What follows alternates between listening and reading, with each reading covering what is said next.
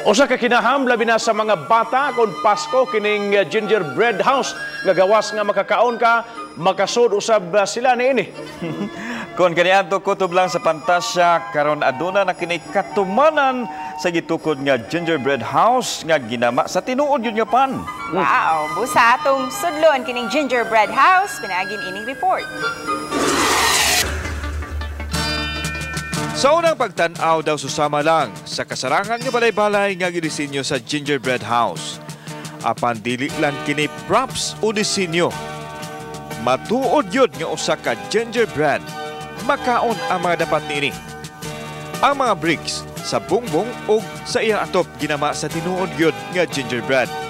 Bukapin sa usa ka bulan ang ilang preparasyon sa paghimo nini apil na ang pagluto sa gingerbread nga ilang gipapilit sa balay-balay. Is this real? This is very real, sir. This is really created by our pastry team. So this is real. This is real gingerbread, and then they had it pasted and like iced it. So it's really created here po talaga. So edible? Edible siya, yes, it is edible. But of course, we have a smaller version na better talaga na to have your own. Manulod ta sa gingerbread house. Sama sa naandan nga gingerbread, anao say sulod nga mga makaon ang giant gingerbread house. Sama nining mga cookies ug ang nauso karon nga cake in a can ug uban pang lamian nga pagkaon. So kung ato makita everything kani siya nga bread, walay kalainan sa bread nga gihimo aning gingerbread house. So nata karon diri sulod sa dako nga gingerbread house.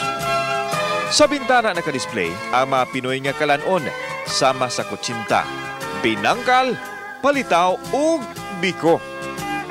Kasi iba po talaga yung effect ng gingerbread. Having this piece of Christmas, the smell of it really creates that Christmas vibe that we want our guests to feel as soon as they enter the lobby. Ang Christmas espesyal ilabi na sa mga bata nga mahiligon sa pagduwa-duwa.